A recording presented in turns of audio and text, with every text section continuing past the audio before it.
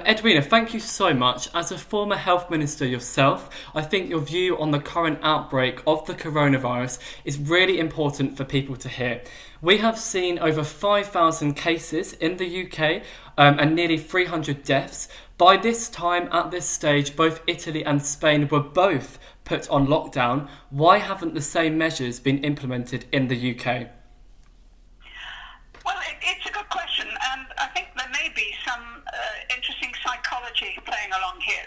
Remember, we have behavioural psychologists as some of the scientists who are advising the government. And, of course, what we really want is for everybody to do it without being told what to do. When last week it was clear that the pubs were all going to be full, then quite simply the pubs were closed down. And what we prefer then is for people to be understanding what they're supposed to do, understanding what it means not to do it, and to observe other people not doing it, and then you can go ahead without having to bring in too many of these drastic changes. Bear this in mind, that it's going to have to last for at least 2 months. The lockdown in China is at last being released, and it is exactly 2 months since it started. Doing this for 2 months is very, very hard without willing acquiescence. And so if we understand what we have to do, and we do it, and most people do it, we will get to the stage of slowing the growth of the pandemic, and for the NHS to be able to cope. Because some people are bound to get infected. That is, they already are infected. And we need to make sure that the capacity of the NHS is able to cope with that. But you then get, David, you then get quite selective changes. So, for example, over this last weekend, Mother's Day weekend, the whole of Derbyshire was heaving with people who had to come out for the day. Oh, including some organised groups like motorbikers, people like that.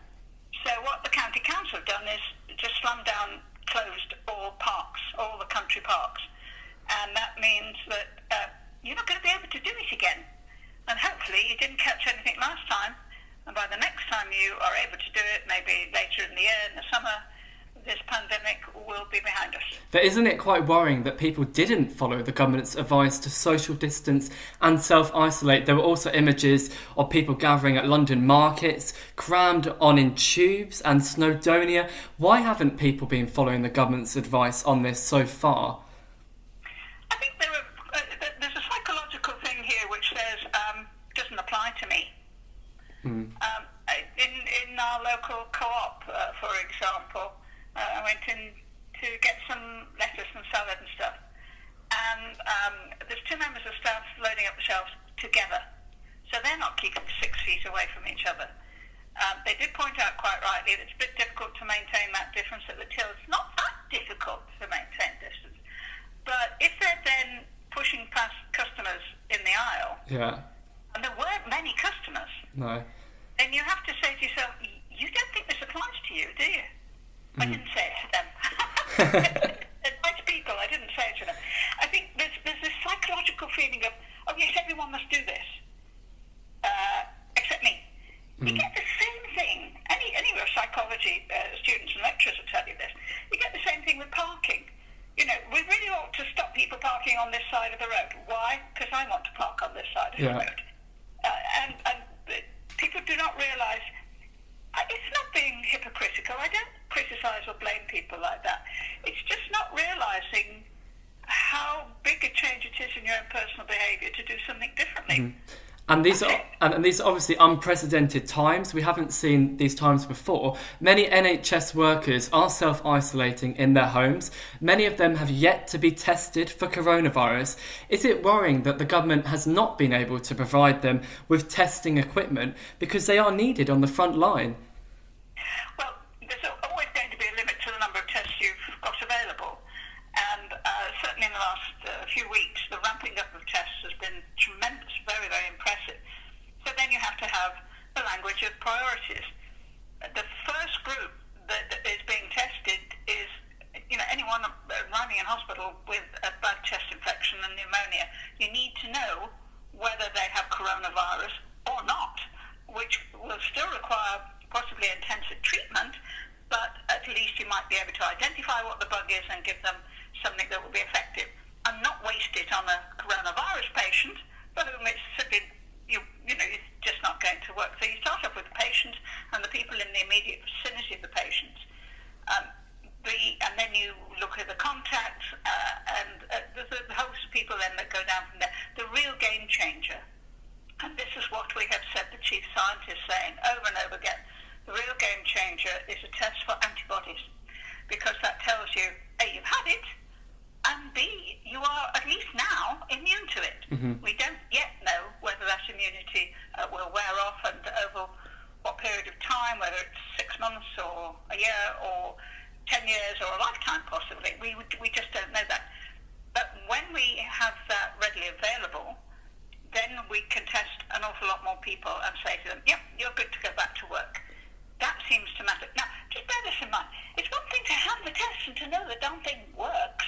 It's another thing to have the equipment, the reagents, especially when you're dealing with biochemistry. It takes time to grow stuff, and we have to be a little more patient. It's not like watching a movie, David, in which, we've got the tests, and bingo, next day we've got 10 million of them available. Yeah. We've also got to train people how to do it and make sure that the results are consistent. Otherwise, it's a waste of time and a waste of space. Some of these online tests and the ones that are being sold for whacking great amounts of money, they haven't been checked. They're not been subject to any kind of regulation, and nobody knows if they work. They're a scam. Don't touch them. Yeah, but today it was released that 6,200 NHS workers are urging for more equipment, with many of them making their own protective clothing out of bin bags. Surely this isn't good enough, and it's like sending troops into the front line without enough armour. Well, I've listened to some of this, and quite a lot of this is anecdotal. Somebody was phoning in to 5 Live yesterday saying he was in the NHS and he was being told that he shouldn't have this equipment. And what was the reason being given? Now, there's two ways to look at it. Is there a reason being given or is it an excuse? So he said, well, they said I'm not in contact with patients. Actually, I think that's quite a good reason, right? You may want that equipment. You may want to be dressed to the nines. It may assuage your own fears, and it may increase your confidence. But actually, if it should go to somebody who's working in the ICU or who is in the A&E department or in reception dealing with patients, sick people arriving at the hospital, I think they're more important. Now, do we want to get to the stage where everybody has it? Probably no. We probably do not need to be at that stage. And you've got to bear this in mind as well. Masks, I know they're now developing different kinds very rapidly, but most of the time the mask is only a help if you are breathing out microbes, germs. It's no use to you if someone is breathing on you. Yeah. And of course, as well, we now know from the recent research that coronavirus can be absorbed through the eyes, through the moist ears of the eyes. Yeah. So you're going to get kitted up properly to protect your body as opposed to your mind. Then you're talking the full whack. As we go into warmer weather, that's going to be quite uncomfortable, and we should bear that in mind. But after a long shift, NHS workers have gone to supermarkets and found that there's no food parcels left, no food in the shops. Why haven't there been supermarkets coming together and kind of having the food there at the hospital for them to pick up? Oh, I think there has been. I think, well, they actually bring it to the hospital. Yes, yeah. You need storage facilities, you need chiller cabinets, you need freezers and all the rest of it. A big effort was made to provide an NHS special hour, as there has been to provide a special hour for older people in the station. And it doesn't work. And why doesn't it work? Now, this is where the word selfishness comes from. But why are people selfish? So put yourself in somebody else's shoes. You're a mother. Suddenly, your kid's at home. You've got 3 kids.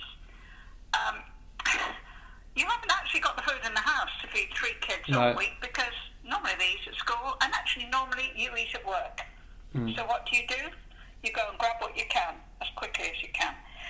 From what I can see of the baskets that people have been carrying out, most people are not hoarding. They are simply transferring to their homes from the supermarkets, from retail, what they would normally be using at work, at school, which would come via the wholesale markets.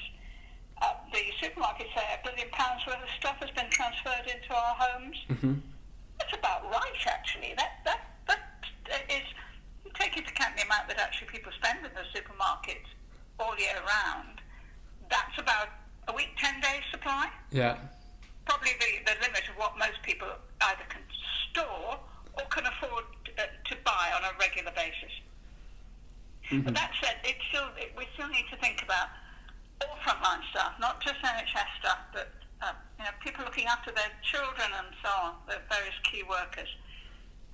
The advice that we're getting steadily is behave responsibly, and the supply chains will catch up. Yeah. So, you know what? If you have to have a tin of beans rather than a tin of chickpeas, just do it for a couple of days. Yeah. And I think most people can agree that on the whole, Boris is doing a good response with these daily updates. And you are among the few people that worked closely with Margaret Thatcher. In your opinion, how would she have dealt with this crisis? Oh, that's a wonderful question. Well, she did have a crisis like this, although it didn't affect everybody's lives. But we had the crisis with the Falklands. Yeah. When suddenly we were at war. Mm-hmm. And in a matter of weeks, a whole task force had to be assembled to go down to the South Atlantic, many, many thousands of miles. And she did much the same thing, actually. She surrounded herself by thoroughly competent people who were given the power to take decisions, given the power to say no, including to her. She got rid of anybody who dithered or who hesitated about whether this was a good idea or not. A couple of ministers resigned, going off in a huff because they'd said it wasn't possible. Within no time at all, it was obvious that she was by far, and this is how we used to talk then, she was by far the best man in the cabinet. And she was decisive, rapid. She was across all the detail, which possibly Boris doesn't always like to do. She was a bit more like Rishi Sunak. Yeah. Once she started talking about it, you couldn't stop her, and she'd have all the statistics, and you'd sort of take a breath about half an hour later. But what did we do? We commandeered the cruise ships. The Queen Elizabeth became a troop carrier. Atlantic Conveyor was a big cargo ship. It was pressed into use. I have a friend who was working on one of the big cargo ships, and suddenly found himself heading to the Atlantic. It's just about time to make a phone call to his wife in Liverpool saying, "I'm not going to be seeing you for several months." Oh. So yes, bear this in mind. There's often a difference in attitude between generations, David, because this is all new for anyone under 30, perhaps. Yeah.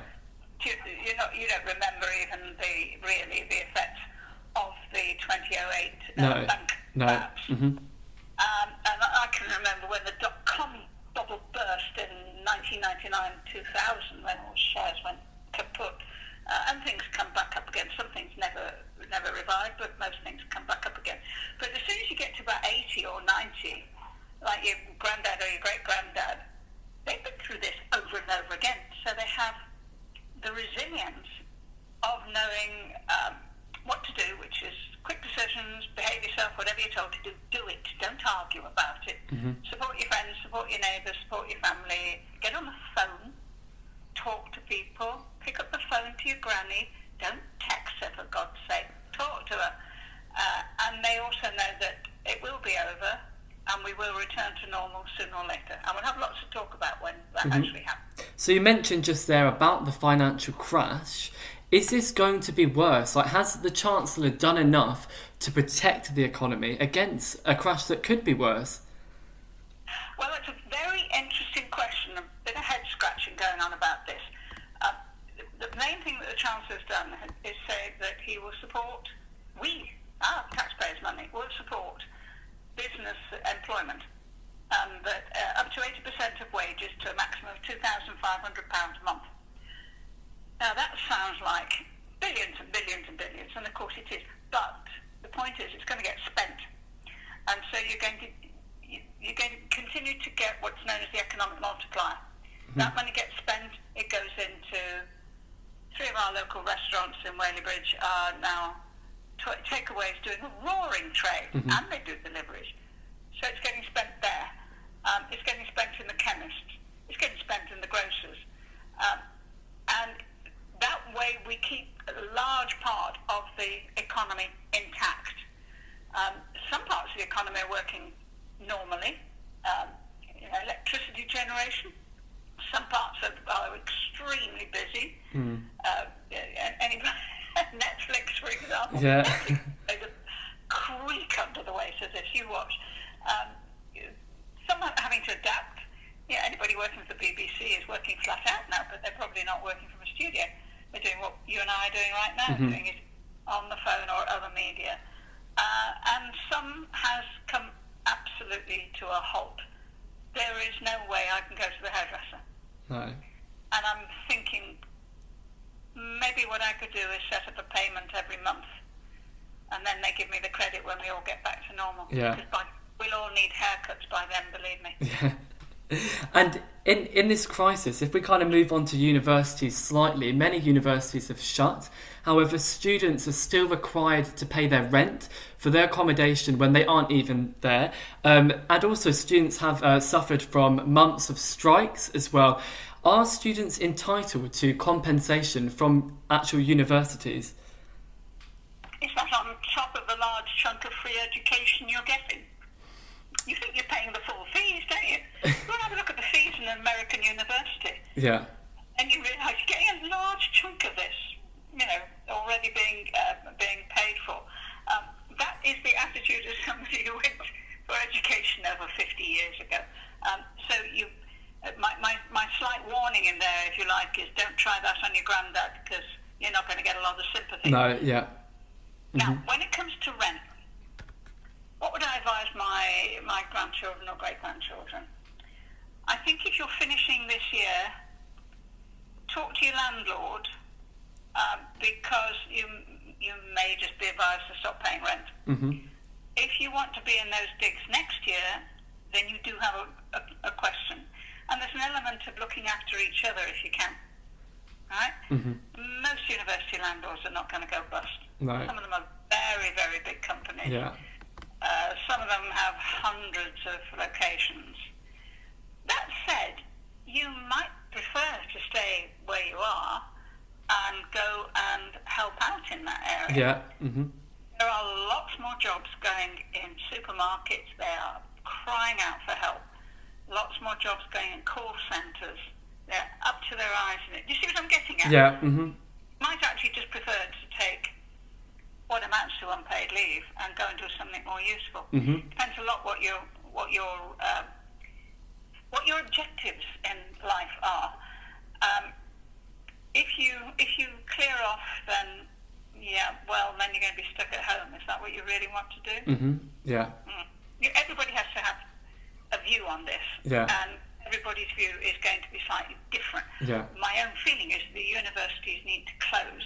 Yeah. And even if they have medical nursing training and so on, they need to think about making their staff available, those students available, getting them into some kind of training to go and help in the hospitals like now. Mm-hmm. Yeah. Yeah, and it's good to see in Birmingham itself there has been a community response set up by students, and they have been going knocking on doors with notes and making sure elderly neighbours have the food that they need. So that's quite like reassuring in times like these, that people do come together and help others. It's important that the younger generation take a lead on this. Oh, I couldn't agree more. That is such good advice. There's an additional element to this. Charities are going to really struggle because, the charitable donations come from our top slicing. They come from what we can afford to give on top of our normal everyday activities. And many households are going to find they can't afford that. Mm-hmm. You're your accounts and trying to figure out what you can do without that monthly donation to whatever it is going to be the first thing that goes. So volunteering at charities is also a good thing to do. Not just the obvious ones like food banks or homeless charities, but some of maybe slightly less obvious ones like looking after pets and animals and that kind of thing. That's a very good area to look at. You should be doing that anyway, for heaven's sake. Mm-hmm. You'll be volunteering at least a few hours every week or every month. And that way you'd be a better person and you'd help build a better world. Mm-hmm. And if we could just speak about kind of your own personal career for a second, I want to personally thank you for standing up for gay rights in a time when you faced a lot of opposition. Have we reached the LGBT equality that you had hoped for by this point? First of all, thank you for that. What you're referring to is that back in February of 1994, we put down an amendment to the Criminal Justice Bill of that year, which then changed the age of consent for men. Yeah. We didn't need to do this for women because there wasn't any legal change, any legal discrimination there. But for gay men, it was illegal under the age of 21, whereas for heterosexual men, it was 16. That's pure discrimination built into the law. And I've always believed that the law should treat everybody equally. You know, I don't believe in quotas. I don't believe in all women's shortlists. I don't believe in special treatment. I do believe that the law should treat everybody equally, and then what you contribute to society is whatever you feel you can do. A bit Marxist, if you like. So we put this amendment down, and I was the lead name on it because two of the people who had wanted to do it had got promoted to being government ministers, so they couldn't. So they said to me, "You're the most senior person next, Edwina. Will you do it?" And I said, "Me?" And they said, "Actually, a good idea if you do it. A, you're a woman, and B, you've got two daughters, so nobody can accuse you of being in the closet." No. It shows you it's 26 years ago, you know? The attitudes of the time were cruel and ridiculous.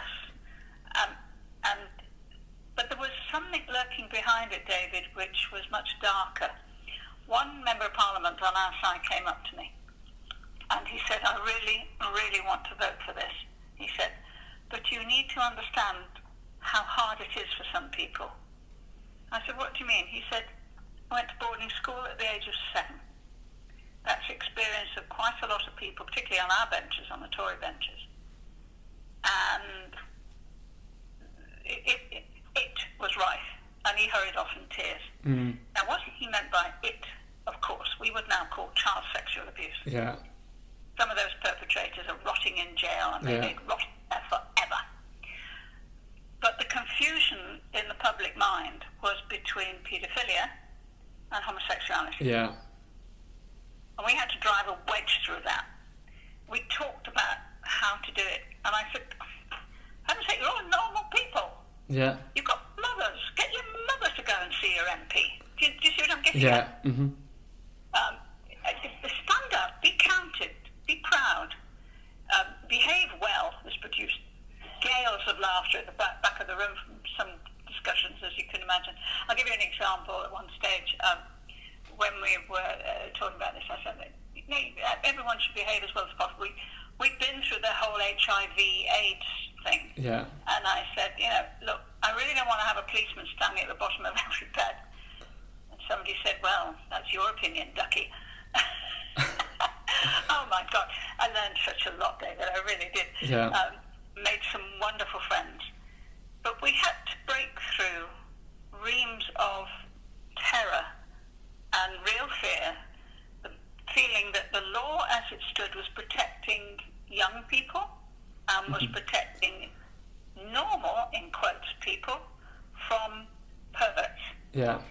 And that's why I was able to stand up and say, load of bollocks, really. Yeah. And we got tremendous support. So we got it down to 18. We tried 16, but that was a bridge too far. Yeah.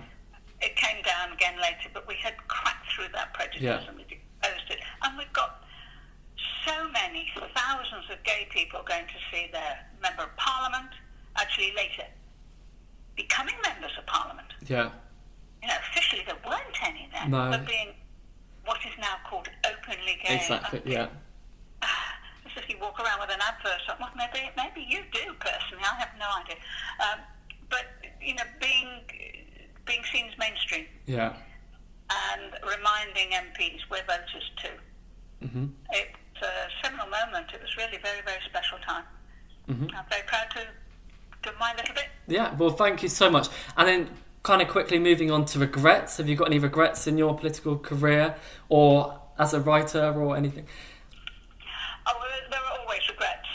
If you don't regret something, you've never tried something. I think the big one was when 31 years ago, 1988, when we had a similar public health crisis, and I was the public health minister, in eggs, with salmonella in eggs. Yeah.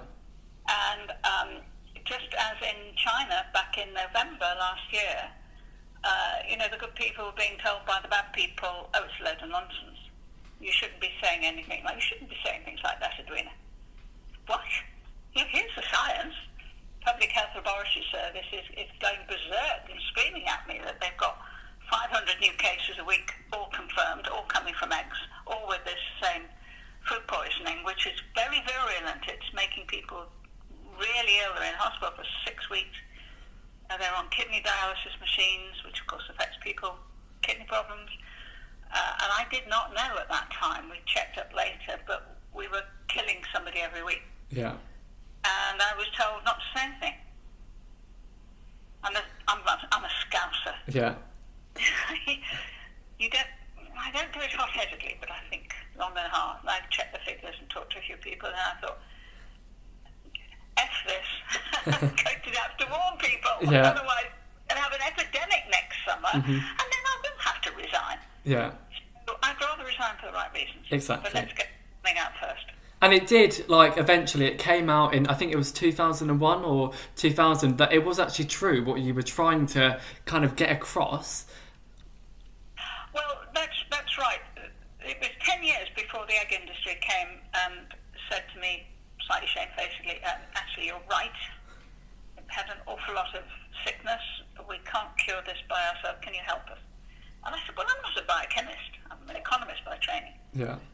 But as soon as you can tell me that British eggs are not contaminated any longer, I will tell everybody, and I will not take any of money from you. No. It took till the dates that you are mentioning before we could confirm that. And even now, it takes tremendous effort to maintain those standards. So that's my regret. If back in October, November, December 1988, my colleagues had been convinced, I may have been a bit clumsy in the way I was trying to put it to my colleagues, but if they had been convinced, if I'd managed to do that, we might have developed better responses to all sorts of public health menaces, perhaps even including the one we have now. Mm-hmm. And finally, thank you so much, Kay. Okay. So obviously people are self-isolating and they need positive entertainment to get them through this, and it's great to see that you have a programme coming out on Friday night about your Pilgrim Journey to Istanbul. Could you explain about this programme briefly? Yes, Friday night, 27th of March, and for the two subsequent Friday nights, and then available on BBC iPlayer on BBC Two at 9 p.m. It's called The Pilgrimage, The Road to Istanbul. This is a programme that's now in its third series, and a group of celebrities are dumped in the middle of nowhere and start walking. And the idea is that it's a pilgrimage and that should have similar sort of effect to Canterbury Tales, in which you're talking to each other as you're walking along carrying your backpack. But you're also going to various interesting places along the way. It's supported by the BBC's religious unit and is playing out around Easter time. The idea being that we are invited to consider spiritual issues, perhaps deeper issues. You know, normally you meet somebody like Don Jolie or Adrian Child. Yeah. You're talking sport. You're not talking about Yeah. And so it was a really amazing experience. We went on the Sultan's Trail. Sultan Suleiman the Magnificent, in the middle of the 16th century, tried to conquer Europe by leaving Istanbul, heading northwest through Bulgaria and Serbia towards Vienna, and he was repulsed 3 times. So they turned it into a peace trail, and we walked in the opposite direction, starting from Belgrade in Serbia, walking through the hills there, visiting monasteries, and attending a feast day in a church, visiting a concentration camp left over from the last war, which was very grim. Then walking down through to Bulgaria, through the Rudolphi Mountains, which was stunning, absolutely gorgeous, very high. I asked, because I come from the Orthodox Jewish community, I asked if I could look at the history of the Jews in that part of the world. And so I got to see ancient synagogues, all sorts of things. You've got to watch it and see. I will definitely. We thoroughly enjoyed ourselves. It's very funny in places. Yeah. How could it not be with people like that on it? And I regarded this as a great privilege to be able to take part. Thank you, Edwina, so much for your time. I really appreciate it.